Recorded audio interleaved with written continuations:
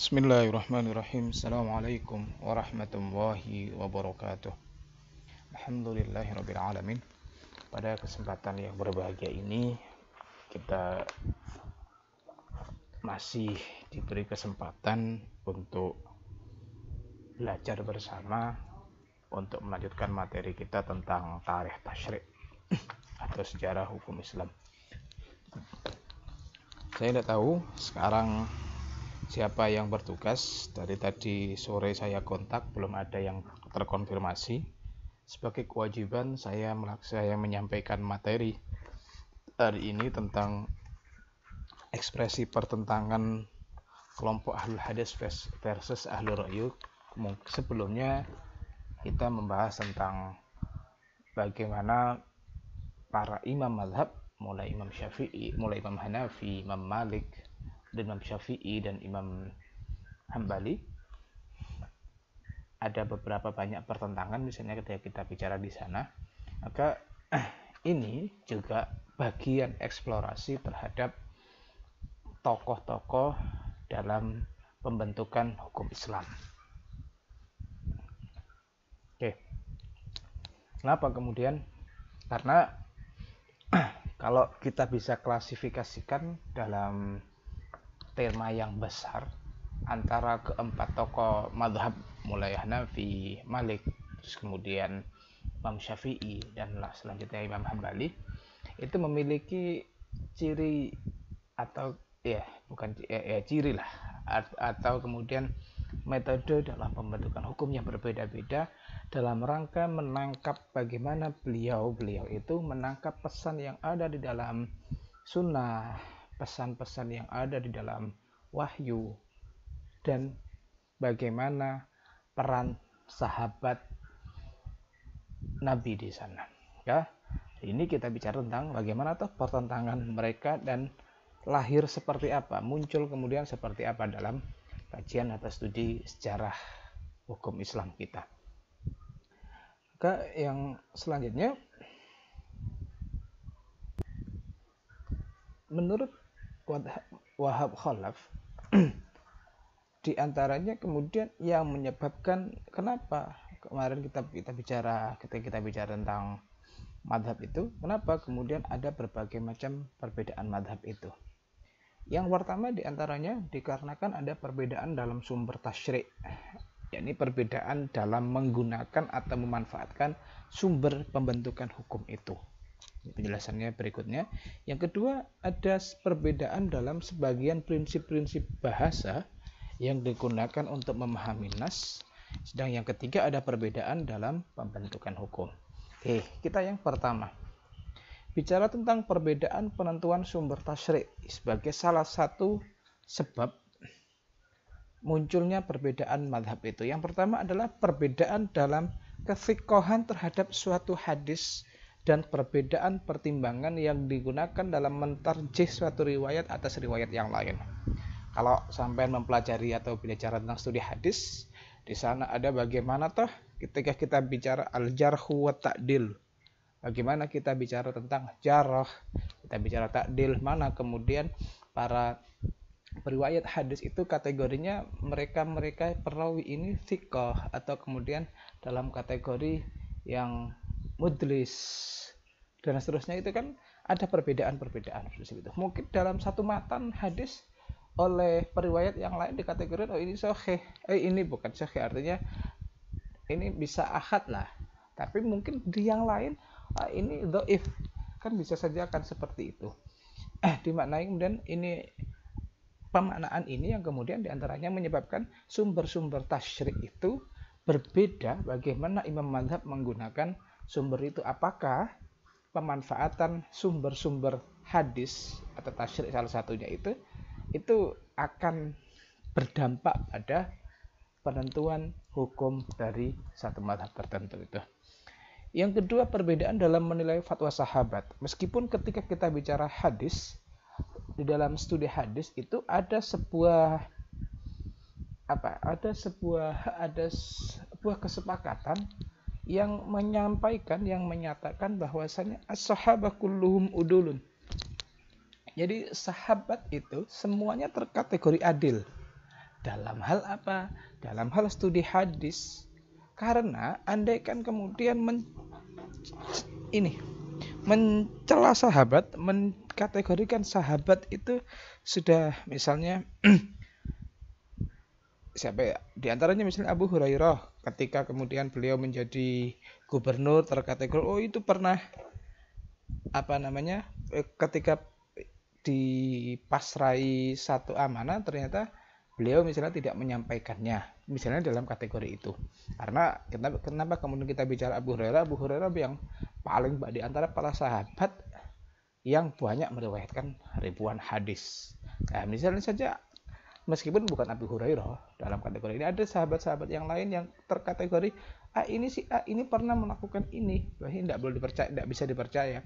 Nah, itu tidak berlaku bagi para sahabat dalam studi ilmu hadis. Meskipun kita tahu bahwa sahabatnya Nabi itu pun ya ada yang kemudian tidak melaksanakan perintahnya Nabi, membangkang dan seterusnya, itu ada sebagian orang-orang yang akan seperti itu. Tapi dalam studi hadis dikategorikan sahabat itu kulluhum udul karena ini sebagai ruangan awal, sebagai wilayah awal yang mengkategorikan, yang kemudian akhirnya ke tabi'in dan tabi'ut tabi'in sampai kepada para penyusun hadis.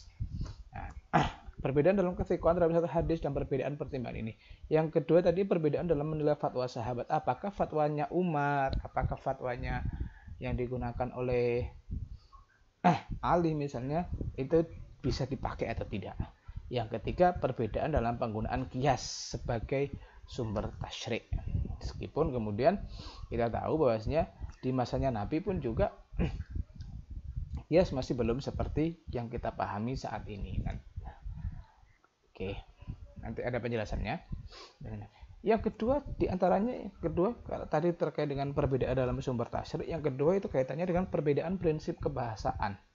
Yang dimaksud perbedaan prinsip kebahasaan di sini diantaranya adalah karakter orang dalam memahami makna kata dalam bahasa Arab itu pun juga berbeda-beda.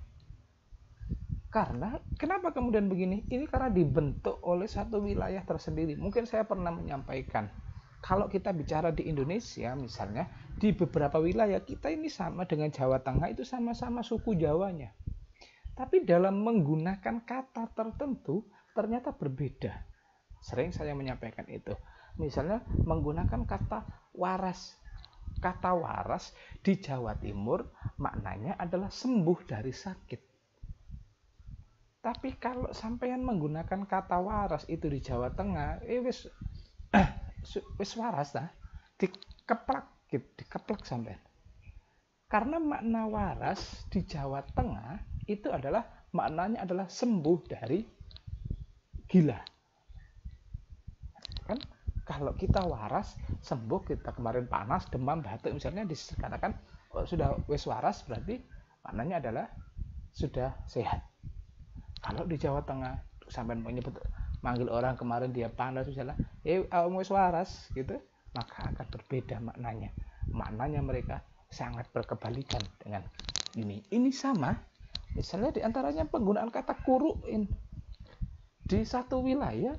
Wal mutallaqatu yatarabbasna bi anfusihinna thalathata quru. Ada yang menggunakan quru itu maknanya adalah suci. Ada yang menggunakan quru itu, Imam Madzhab itu menggunakan quru suci, ada yang lain menggunakan quru itu adalah maknanya adalah haid. Yang kemudian akan berpengaruh kepada kapan seorang perempuan itu lepas dari iddahnya. Karena ngitungnya, apakah kemudian ketika misalnya perempuan dia dalam posisi haid sekarang, kemudian salah satu quru, dimaknai quru itu haid, berarti ya dia harus 3 kali haid. Akan berbeda dengan kemudian ketika dimaknai suci, dia dalam posisi mana ketika dia ditolak oleh suaminya, maka 3 kali suci atau 3 kali haid. Nanti akan berbeda bulannya. Itu kan bulan, hitungan hari, jumlah harinya akan berbeda satu dengan yang lain. Yang kedua ini oleh mastumun nisa, menyentuh. Wa in kuntum marda aw ala safarin aw jaa ahadin minkum minal ghaid aw lamastumun nisa. Makna lamasa itu mungkin sudah pernah saya sampaikan, lamasa menyentuh. Tapi ada kategori yang lain. Kenapa? Kemudian misalnya Imam Hanafi menyentuh perempuan itu tidak batal. Imam Syafi'i menyentuh perempuan itu batal. Nah, ini kan perbedaan prinsip-prinsip kebahasaan yang ada yang kemudian menyebabkan perbedaan dalam bermadzhab. Yang ketiga, perbedaan dalam pembentukan hukum. Kalau tadi sumber, yang kedua karena kebahasaan, yang ketiga karena pembentukan hukum.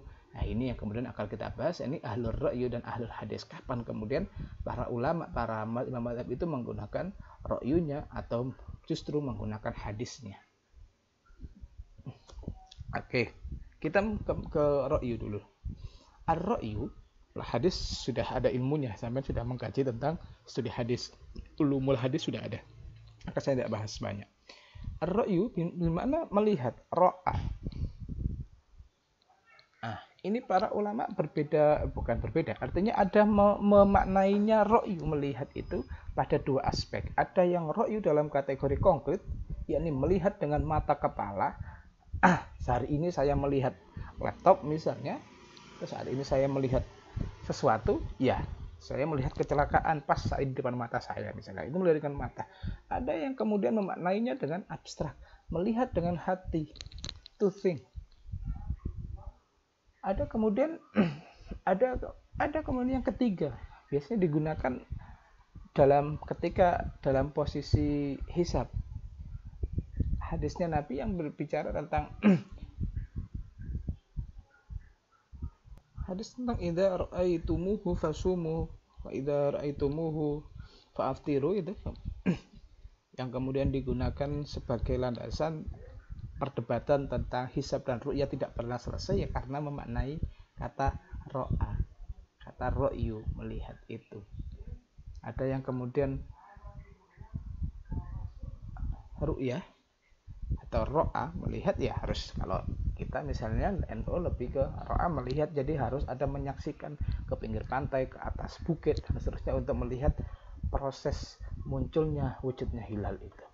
Ada yang kemudian pakai teori yang lain, memaknai ru'ya dengan ar-ru'ya, kemudian melihat dengan ilmu bimana al-hisab.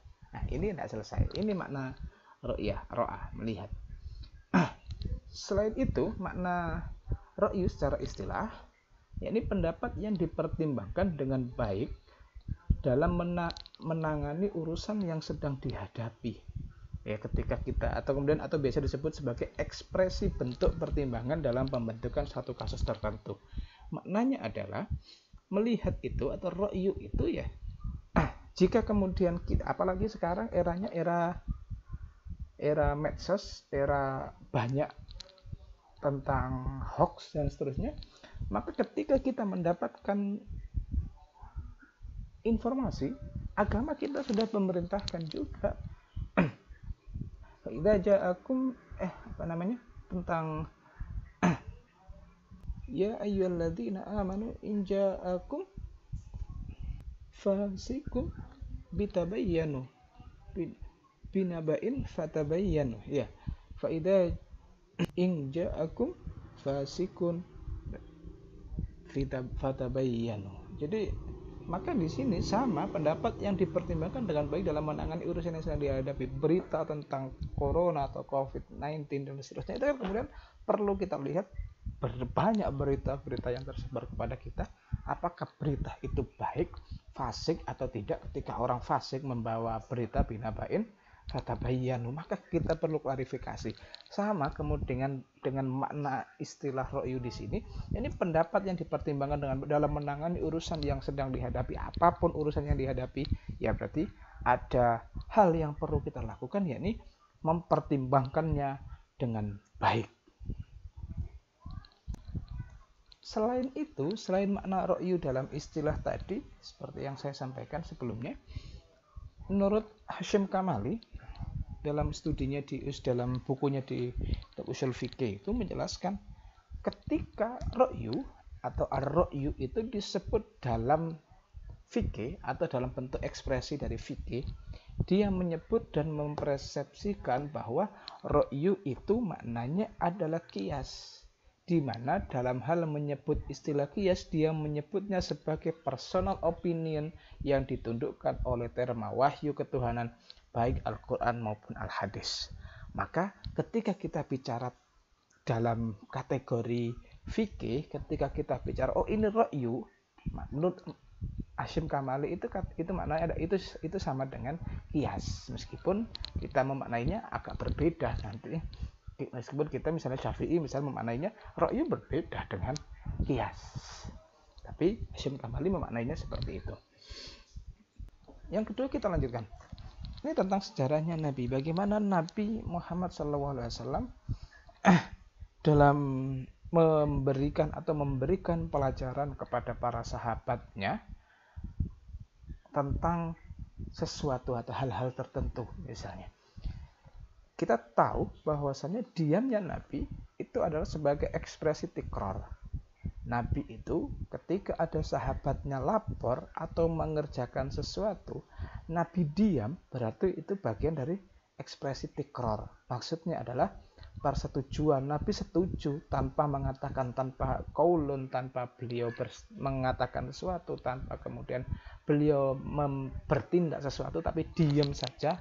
Nabi itu sebagai, ini bagian dari ekspresi tikrar, itu berarti sunnah. Di antaranya ini ada satu kasus pada Bani Quraidah, kasus tentang Bani Quraidah yang mencoba untuk menafsirkan pesan Rasul dalam hal perintahnya untuk mengerjakan sholat asar di tempat tujuan. Artinya ketika para sahabat itu ini potongan saja, para sahabat diperintahkan Nabi untuk menuju ke Bani Quraidah. Tapi sebelum sahabat itu berangkat, Nabi sudah berpesan, janganlah kalian sholat asyar belum sampai di Bani Quraidah, karena perjalanan jauh. Ternyata sebelum sampai di Bani Quraidah, kalau di Quraidah itu para sahabat ini sudah terpecah belah dalam dua pemikiran. Yang pertama, tetap menggunakan, sebagian sahabat tetap hanya akan sholat di Bani Quraidah meskipun waktu sholat itu sudah hampir habis. Kelompok yang kedua, mereka menjalankan sholat sebelum sampai di Quraidah itu, karena sholat waktu asar sudah nyampe. Karena perbedaan pendapat, karena mereka berdua ini, dan ketika balik lagi ke Madinah disampaikan kepada Nabi seperti apa, Nabi diam saja. Nabi diam dan mengiyakan keduanya. Artinya dua-duanya dianggap benar. Artinya Nabi di sini itu melatih mereka kemudian untuk menafsirkan, untuk kemudian memecahkan satu masalah tertentu, sebagaimana makna ar-ra'yu tadi itu, memecahkan masalah tertentu. Gimana cara mereka dilatih? Nabi mengiyakan dua-duanya, membenarkan dua-duanya. Yang kedua, di antara beberapa kegiatan yang lain, Nabi melatih sahabat untuk memecahkan masalah. Dalam kasus ini, kasusnya Umar bin Khattab, diajak Rasul untuk menakar, untuk menilai kasus yang dihadapinya dengan metode kausasi. Ini yang saya sampaikan tadi. Meskipun di Nabi itu belum ada yang namanya qiyas, tapi embrio awal qiyas itu sudah ada. Di antaranya kan ini, meskipun sangat sederhana. Umar ketika di pertengahan bulan Ramadan misalnya mencium istrinya di bulan Ramadan, Umar matur kepada Nabi karena beliau sudah melakukan hal itu. Maka bagaimana jawaban Nabi? Jawaban Nabi cuma begini, bagaimana jika kemudian kamu berpuasa, ya kamu berkumur-kumur sedangkan kamu sedang berpuasa, apakah itu membatalkan puasa? Umar jawabnya tidak. Maka Nabi pun mengiyakan bahwasanya berciuman di bulan Ramadan, siang hari di bulan Ramadan itu tidak sampai membatalkan puasa, artinya tidak sampai menuju ke hubungan badan pada kategori jima itu. Begitu juga sama ketika ada sahabat yang kemudian bertanya kepada Nabi terkait orang tuanya yang belum melaksanakan ibadah haji dan sudah bernadar sebelumnya, bagaimana, apakah itu harus diganti atau bermakna utang diganti, dan sebelum masuk bulan bulan haji sudah meninggal orang tuanya, apakah itu diganti? Maka Nabi pun mengajak para sahabat itu untuk bagaimana jika mereka punya hutang, apakah wajib membayarnya, maka wajib bayarnya, maka orang yang sudah bernazar misalnya, maka itu harus dibadalkan, harus digantikan untuk haji. Yang kedua, ini contoh di masa sahabat. Pada masa ini telah tertanam dalam diri masing-masing sahabat untuk senantiasa menggunakan Al-Quran dan Al-Hadits sebagai cara pertama untuk melakukan pencarian dasar hukum. Baru ketika sudah tidak lagi ditemukan dalam teks, maka ra'yu ini secara ra'yu baru berfungsi untuk menafsirkan maksud tersebut. Nah, ini kan diantaranya ra'yunya Umar ini pada masa sahabat. Sudah sering mungkin sampai mendapatkan itu. Ketiga, pada masa tabi'in, perdebatan antara ahlul ra'yu dan ahlul hadis semakin meruncing pada masa ini. Kita bicara sejarah ra'yu. Pada masa ini istihsan dan kias dalam bentuk yang sederhana sudah mulai muncul sebagai metode ra'yu untuk melahirkan metode deduksi logis, benih awal kias dan teman-temannya. Misalnya dalam penentuan mahar nikah yang disebut sebagai ganti hilangnya keperawanan, yang kemudian dikiaskan dengan batasan pencurian yang boleh dipotong tangannya, disamakan dengan batas minimum mahar 3 dirham di Madinah dan 10 dirham di Kufah. Ini artinya masa tabi'in sudah melakukan deduksi logis, melakukan penalaran bahwasanya kapan batasan orang dikategorikan mencuri itu boleh dipotong tangannya. As-sariqu was-sariqatu faqta'u aydiyahuma, itu ketika kemudian mereka boleh dipotong ketika sudah mencapai had tertentu, mencapai ukuran tertentu, kan ada hadnya, batasan hadnya. Nah, batasan hadnya itu seberapa? Nah, disamakan dengan batas minimum mahar. Di Madinah itu maharnya 3 dirham, kalau di Kufah 10 dirham, beda-beda lah. Ini menjadi perbedaan. Ini artinya menjadi wilayah masing-masing. Kalau mencuri di Madinah 3 dirham saja sudah bisa dikategorikan, sudah bisa masuk as-sariqu was-sariqatu faqta'u aydiyahuma. Kalau di Kufah nunggu 10 dirham dulu, 7 dirham berarti tidak sampai kemudian dipotong tangannya. Ini kan batasan had, hudud. Kita bicara tentang jinayah, mungkin sudah ada yang menyampaikan sendiri. Lanjutannya, dalam masa tabi'in selanjutnya, ra'yu digunakan untuk memilah dalil-dalil yang ada, diantaranya untuk menetapkan hukum, namun tidak ada kesempatan dalam proses pemilihan tersebut, yakni hanya didasarkan dari ekspresi pribadi saja, bahkan terkadang semena-mena dalam menggapai putusan. Pada masa ini juga ada kemudian sampai ya penggunaan ra'yu kan akhirnya liar. Penggunaan hadis pun juga liar. Artinya sebagian para tabi'in misalnya menggunakan ya hadis-hadis ahad itu boleh, hadis meskipun dhaif tapi dalam kategori fadhailul a'mal misalnya.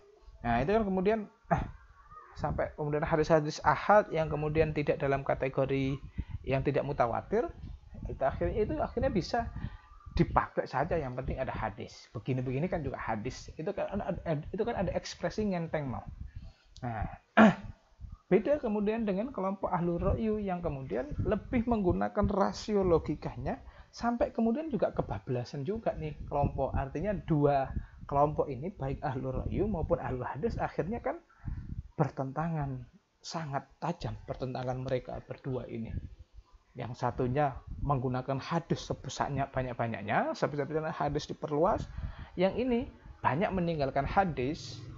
Hadis juga banyak yang ditinggalkan untuk kelompok ahlul ra'yu itu. Maka yang terjadi, yang ini kan yang terjadi. Kita bisa melihat di sini ada ahlul ra'yu dan ahlul hadis, ekspresi pertentangannya begitu kuat. Yang di sini berkembang semakin jauh dari keniscayaan teoritis dan seringkali beralih dari teks dan jalan para salaf pada istihsan rasional murni. Ini istihsan ngomong istihsan kan ngomong man istaghsana faqad syara'a kalau kemudian menurut Imam Syafi'i. Nah, tapi mereka ini istihsan rasional murni, jadi mereka menganggap ini kalau ada nabi ada ya wis pasti nabi akan tikror lah, akan setuju lah dengan perbuatan itu. Mereka akhirnya ngenteng. Nah, begitu juga ahlul hadis. Hadis berkembang dengan pesat, tidak ada counter dalam rangka untuk menentukan sunnah otoritatif sebagai pembentuk hukum. Kapan hadis maudhu tidak lagi terbendung seperti yang saya sampaikan barusan. Hadis maudhu ya wis dipakai aja, hadis-hadis palsu itu digunakan untuk untuk memperkuat eksistensi kelompok tertentu misalnya. Misalnya kita kemudian bicara tentang kelompok-kelompok tertentu untuk melanggengkan kekuasaannya, maka hadis itu meskipun maudhu digunakan sebagai jalan untuk mempertahankan eksistensi kekuasaannya. Sama kemudian dengan kemarin ketika kita bicara tentang perpecahan dua politik di Indonesia itu pada era Pilpres, ya kan akhirnya muncul berbagai macam hadis yang kemudian hadis dan juga ayat atau kemudian teks agama digunakan untuk melanggengkan kekuasaan satu dua kelompok tertentu itu. Nah, ini pernah terjadi di masa itu. Hasilnya apa? Kemudian dengan pertentangan ini kan akhirnya muncul yang namanya ilmu tentang jarh wa ta'dil, ilmu tentang kualitas hadis. Kapan kemudian hadis itu disepakatan ulama, kapan kemudian hadis itu bisa diamalkan dan tidak dalam kategori itu. Karena ini ya karena hadis harus dipakai saja di masa tabi'in ini. Maka yang kedua ya ini baru masing-masing mempunyai peran ahlul hadis untuk ahlul hadis untuk melestarikan hadis Nabi serta pendapat sahabat. Ini andaikan kemudian tidak ada ini pun juga hadis mungkin tidak akan sampai kepada kita, mati dia hadis sudah sampai di. Maka hadis-hadis tertentu meskipun hadis dhaif hasan pun juga sampai kepada kita, tapi sudah terkategori dalam ilmuannya ketika kita bicara tentang jarh wa ta'dil. Ilmu mustalahul hadis. Yang kedua, dan ahlul ra'yi berdiri dalam mengumpulkan hadis-hadis dari para sahabat. Ya, dengan demikian kita bisa melihat meskipun ada pertentangan, tapi kita bisa mengambil ibroh dari dua pertentangan itu. Maka yang terjadi ini kan kemudian di masanya Hanafi dan Imam Malik nih. Imam Malik itu yang kemudian paling sering bicara tentang hadis. Ya pernah saya sampaikan bahwasanya Imam Malik itu ya mulai lahir, besar, tinggal sampai meninggal ya di Madinah. Belum sampai kemudian beliau tidak selama tinggal di satu tempat yang lain. Kalau Imam Hanafi kan memang di Kufah. Dengan kemudian letak geografis yang sangat jauh dari Madinah, untuk mengakses hadis dari Madinah itu juga tidak terlalu banyak diakses, maka ada pertentangan nih. Maka Imam Syafi'i maka muncul sebagai penengah, posisinya di tengah, melegitimasi sebagai madhab baru, sebagai gagasan untuk mempertemukan kedua aliran tersebut. Ya, ini disebut dengan Syafi'iyah. Kita itu kan penganut Syafi'i, yang kemudian ini merupakan jalan tengah antara Imam Syafi'i itu artinya lahir madhabnya Syafi'iyah itu lahir karena pertentangan diantaranya pertentangan ahlu ar-ra'yu itu dengan ahlu hadis. Menurut Abu Zaid, Syafi'i masih committed pada pemikiran tradisionalis Malik, akan tapi ini ada perbedaan yang lain. Abu Zaid menyebutnya masih kecondongnya ke Malik, memang iya, ada karena tekstualis, tapi kemudian ada kemudian Al-Qattan menyebutnya karena Syafi'i itu sudah masuk kematangan berpikir karena berusaha memadukan antara pertikaian antara ar-ra'yu dengan alul hadis ini. Ini studinya menurut ini studinya tentang sini Syafi'i, tentang proyeknya Syafi'i. Kajiannya seperti ini, analogi bahasa yang kemudian istihad analogi yang akhirnya menjadi apa di sini? Menjadi qiyas. Mengaitkan struktur makna dengan lafaz untuk mengungkapkan kalimat sebenarnya, melalui linguistik semantik untuk mencari makna teks dengan mengamati bentuk-bentuk dalalatul lafzi, yakni am, khos dan seterusnya. Yang ini kemudian dilakukan, artinya ada analogi bahasa digunakan Syafi'i untuk mengkaji kias itu, ada memunculkan satu metode kias. Yang kedua istihad analogi berdasarkan atas dalalat teks yang diperhatikan sebagai hal yang sama. Tetap artinya kemudian tidak terlepas analogi pun juga tidak dilepaskan dari teks. Kalau kemudian Imam Syafi'i, Imam Hanafi misalnya ya seringkali mungkin terlepas dari teks. Imam Malik terlepas dari konteks. Ini diantaranya. Ini kasus zakat 40 ekor kambing adalah 1 ekor kambing kan. Di sini hadisnya Nabi. Maka pendapat ahlu hadis zakat harus berwujud tetap harus 1 ekor kambing. Kalau dapat ahlu ra'yi boleh diganti dengan harga yang senilai. zakat fitrah 1 syok tamar atau 1 syair, yaitu syok tamar ya, maka harus sesuai dengan 1 syok tamar, membayar dengan 1 syok tamar atau dengan harga yang senilai. Ini pendapat ahlul ra'yi. Itu diantara perbedaan ulama atau madhab yang kemudian memegang teguh pada ra'yu dan tidaknya.